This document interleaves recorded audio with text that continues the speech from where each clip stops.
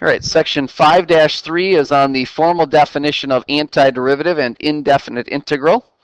The objective of this section is to evaluate antiderivatives and indefinite integrals using the formal notation.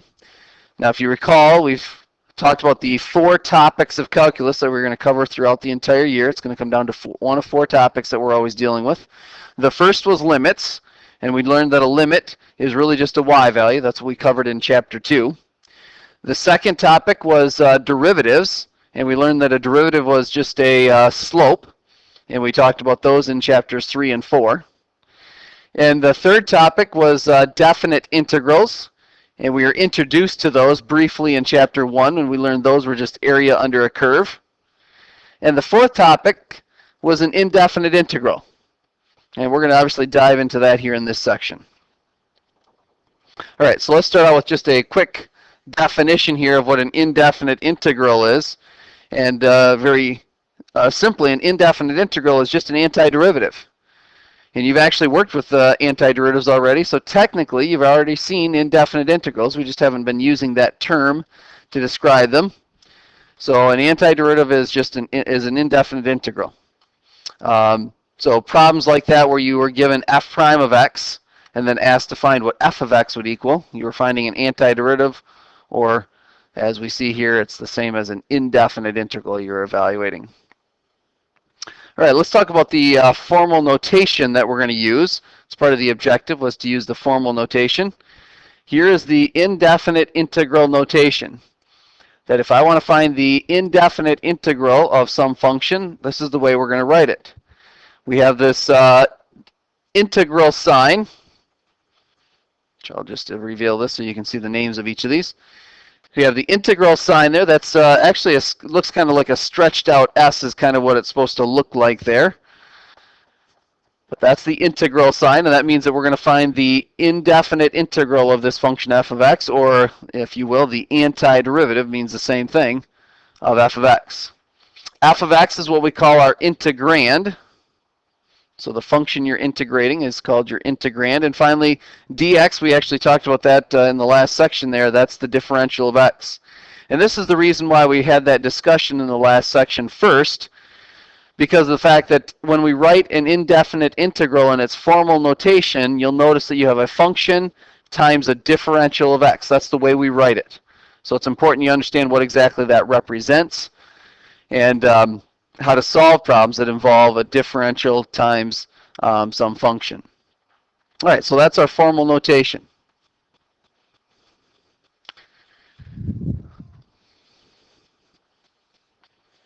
So let's take a look at an example here. Let me just get rid of that. And we're going to use that formal notation here in our example, just a very simple example of integrating x to the 5th dx. Now again, indefinite integral here means antiderivative, so this is kind of like them telling us that f prime of x is equal to x to the 5th, and we want to find the antiderivative or the indefinite integral of that.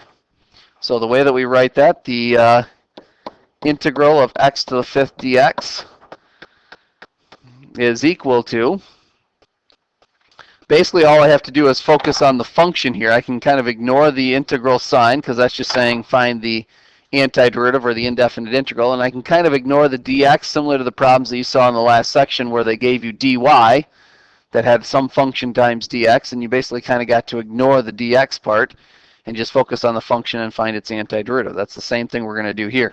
So since it's a power function, I know that I add 1 to the exponent, so it's x to the 6th. I have to multiply by the reciprocal, or really I'm dividing by that exponent, if you will, but multiplying by 1/6 is the same thing. And then add c to that. Okay, so there's how we would evaluate this indefinite integral here.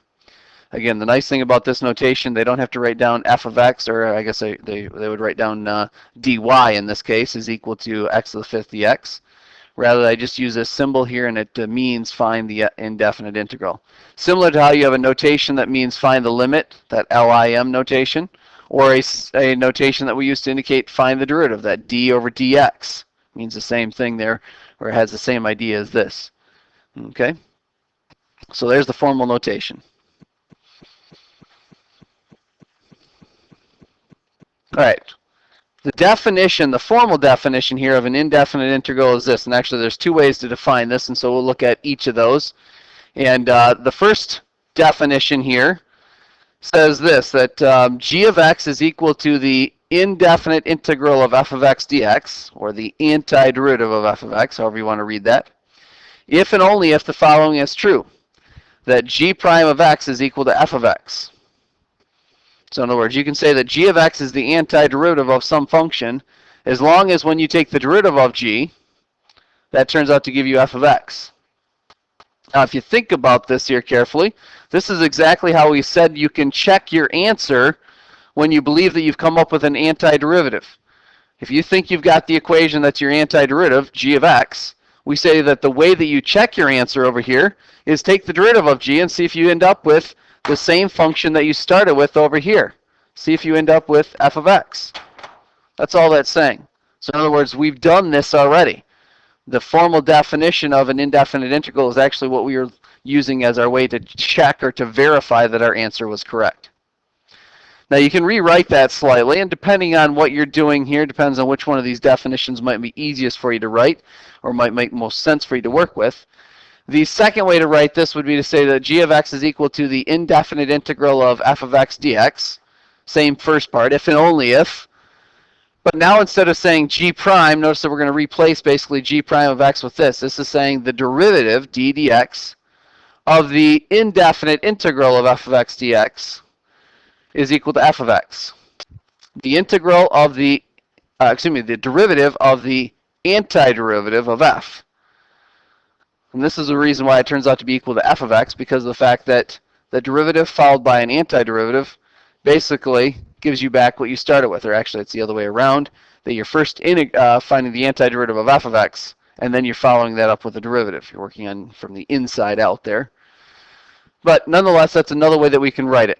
Okay, g prime of x is the same as the derivative of the integral of f of x dx.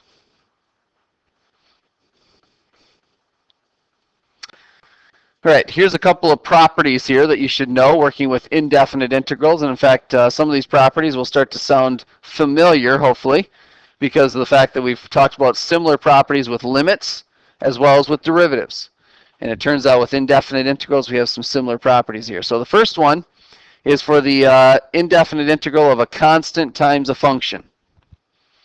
So it turns out that if you have the indefinite integral of k times f of x dx, k is some constant, so you've got a constant times a function, that turns out to be equal to k times the indefinite integral of f of x dx.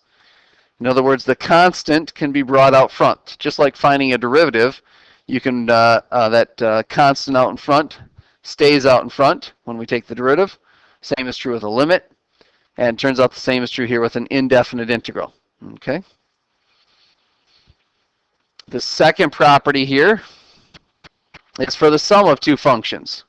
And just like with limits and derivatives, we had a property for the limit of a sum of functions, or in the derivative of a sum of functions. We have a similar property here for the indefinite integral of the sum of two functions. And so this says that the indefinite integral of f of x plus g of x dx is equal to the integral of f of x dx plus the integral of g of x dx. In other words, the indefinite integral of a sum is equal to the sum of the indefinite integrals. Basically, we have the same verbiage there talking about limits. The limit of a sum is equal to the sum of the limits. And the same was true with derivatives. The derivative of a sum is equal to the sum of the derivatives. Same thing is true here. The indefinite integral of a sum of functions is equal to the sum of the integrals of the functions. All right. Let's take a look at an example here and try using these properties. So example 1. Example 1 says to evaluate 5 cosine of 5x plus 3 dx.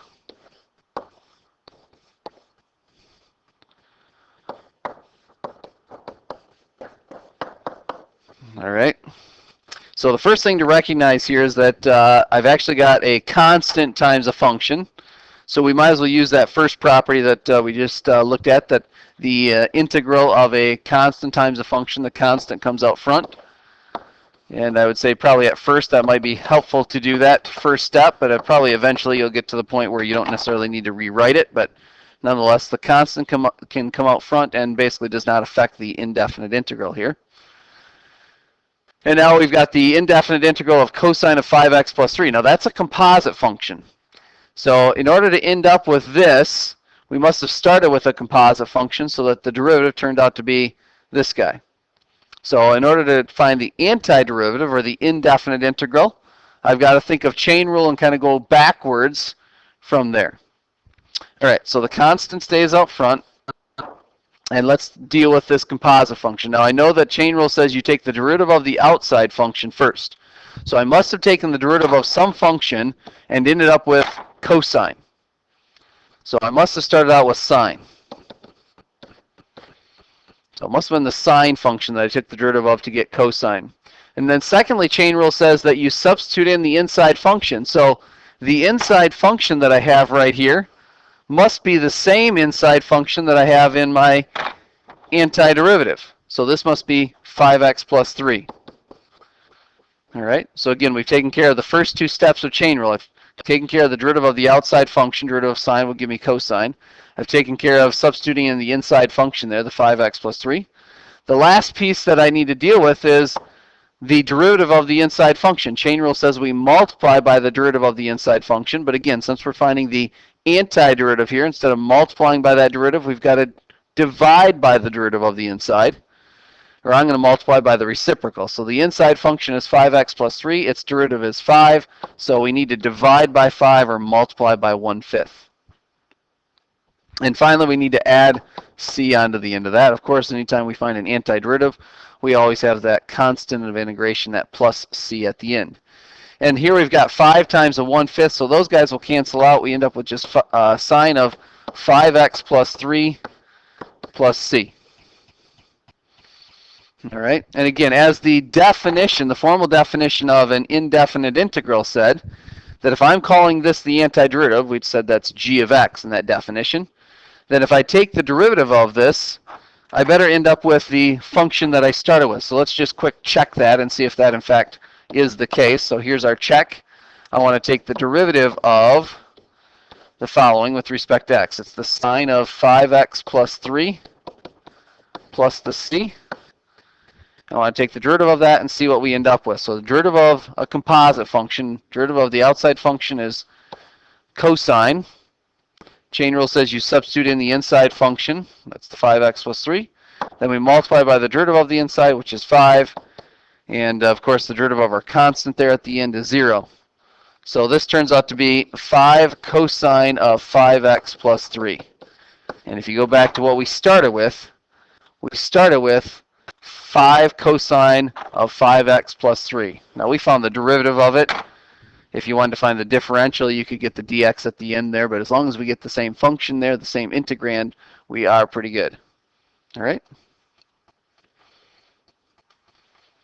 Now, if you struggle with that problem and have trouble coming up with the constants that show up in that problem, and you can even use this for other reasons, but if you have trouble seeing how to find that antiderivative, one thing you can do to help yourself out is use this technique right here. There's actually going to be a number of techniques we'll learn throughout the course of the year to help us evaluate indefinite integrals or antiderivatives.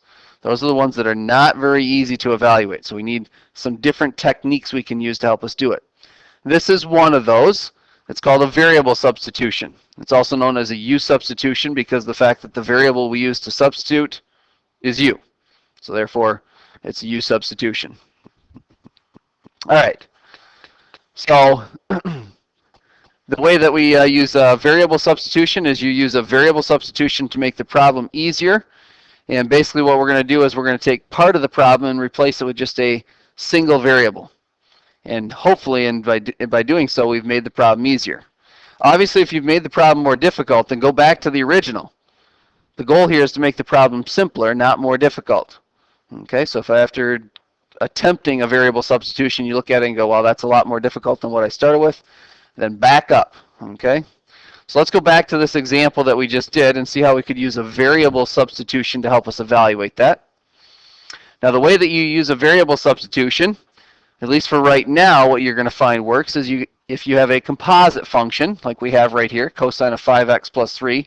I have gotten rid of the 5 here, so I changed the problem slightly, but I have the cosine of 5x plus 3, where if the 5x plus 3 is the inside function. And for right now, that's going to be your choice for u. Basically, when you have a composition, you want to make the inside function u. So I'm going to say u is equal to 5x plus 3. Now, you can see that I can easily then replace the 5x plus 3 with u, but the problem is that I also have a dx in here. If I'm going to do a variable substitution, I have to get rid of all of the x's, and I have to replace them with all u's. So I need to find out what dx is equal to, is in essence what I'm trying to find here.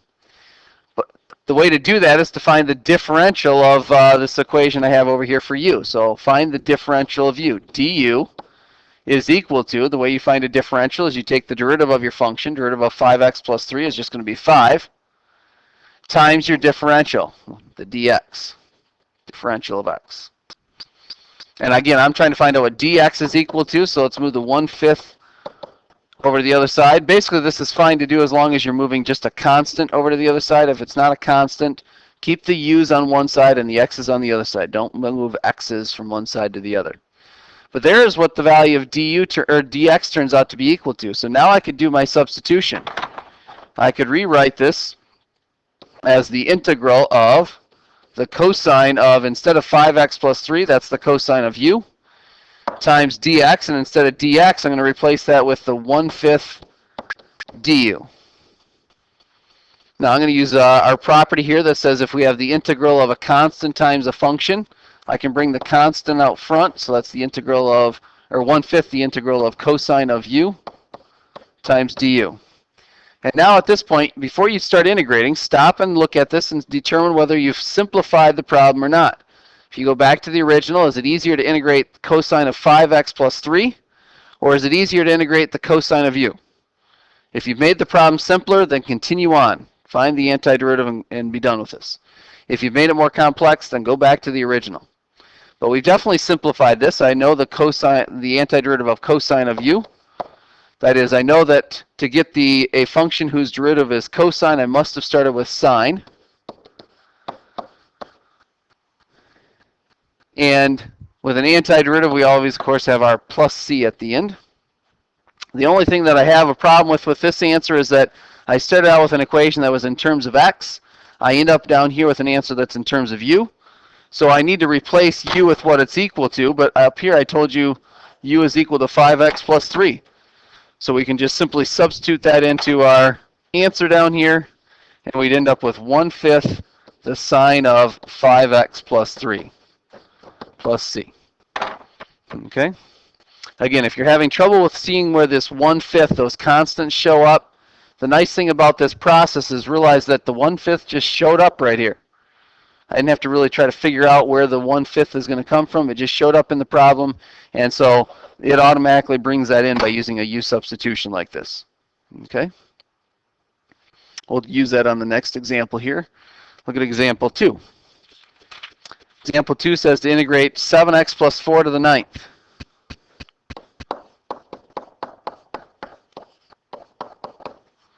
All right, and again, I'm going to use a variable substitution to do this. So when you see a composition, look at the inside function and make that your choice for u. Now, as we get going here and the problems become more complex, there'll be some other techniques we talk about as far as how you pick this value u. But for right now, with a composition, you can pretty much bet on the fact that the inside function is what you want to make u equal to. And let's go ahead and calculate what du is equal to. Derivative of 7x plus 4 is 7 times dx. And again, I just want to know what dx is equal to, so let's move the 7 to the other side. 1/7 du is equal to dx. So now I've got my substitution. I can plug that in. So instead of 7x plus 4 to the 9th, it's u to the 9th. And instead of dx, dx is equal to 1/7 du from our substitution over there. Again, I'm going to go ahead and slide the 1/7 out front. That's just a constant, so we can bring the constant out front, remember. U to the 9th du is what we're integrating. Again, go back to the original. the integral of 7x plus 4 to the 9th dx, and compare that with our substitution here, 1/7 the integral of u to the 9th plus, or times du. If you've simplified the problem, keep going with it. If the problem looks more complex, go back to the original. Definitely looks like we've simplified it, so let's keep going. The 1/7 stays out front. Follow your power rule here for integrating u to the 9th. Again, you add 1 to the exponent, so it's u to the 10th. You multiply by the reciprocal, 1/10, or divide by 10. And of course, we always add on c at the end with an antiderivative. And then finally, replace u with what it's equal to. I'll go ahead and combine the 1/7 and 1/10. That's 1/70th. And then u, remember, was equal to, this value u right here, was equal to 7x plus 4 up there. So I'm going to replace that with 7x plus 4 to the 10th plus c. Again, the nice thing about that, if you're looking at this problem going, how did they get 1/70th? Realize it came in because of the fact that the 1/7 showed up because of this differential over here. And the 1/10 part of it came in because of the fact that you're using power rule. Okay? But if you're struggling with seeing where that constant comes into play or how it shows up there, using that u substitution will definitely help you with that. All right. There are a couple of properties here. We've used them actually in a couple of our problems here. In fact, we just used this one, but just so we know what our properties are for some functions we've already learned how to find the derivative of, let's refresh our memory from as far as how we find the antiderivative of them. Again, remember that anytime you find a derivative, you at the same time you've learned an antiderivative. Take the answer you came up with that derivative, and its antiderivative is the function you started with. All right, so the power function here, if you integrate x to the nth dx, that turns out to be 1/n plus 1 times x to the n plus 1 plus c. Again, you add 1 to the exponent, and then divide by that exponent. And of course, you add c onto the end. And for exponential functions, if you integrate b to the x dx, that's equal to 1 over the natural log of b times b to the x plus c. And if it's e to the x, again, the nice thing about e to the x, it's its own derivative, so therefore it's also its own antiderivative or indefinite integral. The integral of e to the x dx is e to the x plus c. All right? Now, the nice thing about these power functions and exponential functions, obviously there's a big difference between the two. But if you look at the rules that we use for derivatives and the rules that we use for antiderivatives as far as the constant is concerned, it looks very similar. Let me just remind you of that if you take over here on the left here, the derivative of x to the nth is equal to n times x to the n minus 1. That's your rule for the derivative of a power function. If you look at the derivative of an exponential function, the derivative of b to the x, remember, is equal to the natural log of the base times b to the x. Now the similarity here is this. Notice that in both cases with the derivative, you end up multiplying by some constant out front, and you multiply. In this case, it's almost identical to the original function in the case of a power function. In the case of an exponential function, it's exactly the same as the function you started with. Those are very similar if you look at it in terms of just a constant times some function.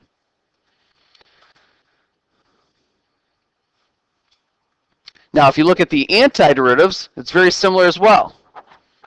In the case of the antiderivative, look again that first of all, you're dividing by some constant for the power function. You're dividing by n plus 1 or multiplying by the reciprocal. And with the the exponential function, same thing. You're dividing by some constant, the natural log of b. And then in both cases, again, you're multiplying by some function that's very similar to what you started with. In the case of a power function, it's x to the n plus 1. And in the case of the exponential function, it's the exact same function you started with, b to the x. Okay, if you remember the similarities there between those two, it might help you remember the rules. Definitely important that you remember the rules there for the derivatives of these two functions as well as their antiderivatives. And so this might help you remember those. All right, so let's try using those in a couple of examples. Look at example 3. Example 3 is the integral of e to the negative 2x dx. Now again, I'm going to use this u substitution on this thing to help me evaluate it. If you look at the negative 2x, that's the inside function. So that's my choice for u over here. U is going to be a negative 2x, which means du is equal to a negative 2 times dx. Derivative of negative 2x is negative 2 times the differential of x, dx. And again, I want to know what dx is equal to. That's what I have over here. So let's divide by the negative 2. It'll be a negative 1/2 du is equal to dx. And now we can make our substitution. So we end up with e to the, instead of negative 2x, it's e to the u times dx. And instead of dx, I'm going to replace that with a negative 1/2 du. Put it in parentheses since it's negative there. And let me pull the negative 1/2 out front. One of our properties there, we said, for the antiderivative or the indefinite integral of a constant times a function, the constant can come out front. And that's e to the u du. And again, at this point, you should go back to the original and see if you've simplified the problem. Is it easier to integrate e to the negative 2x or e to the u? Well, e to the u is really nice because it's its own antiderivative. So negative 1/2 stays out front. E to the u is just e to the u. The antiderivative, I should say, of e to the u is e to the u plus c. And again, the only thing I don't like about our answer here is that it's in terms of u. So I need to replace u with what it's equal to. But if you go back up here, we said that u right here was equal to a negative 2x. So I can just replace u with the negative 2x. So we get a negative 1/2 e to the negative 2x plus c. That is our antiderivative using that variable substitution. And let's take a look at one last problem here, the integral of 5 to the x dx. Actually, we just wrote down the rule for finding the antiderivative. And to help you remember, okay, I know with an exponential function, there's going to be a natural log of the base that's going to show up. But am I multiplying by that or am I dividing by it? Remember the rule for power functions. When I integrate a power function, I have to divide by that exponent. Same thing is true here with an exponential function. When I integrate it, I'm going to have to divide by that log. So it's 1 over the natural log of 5 times the 5 to the x plus c. Here's our antiderivative. All right, and that is the end of the first part of this section.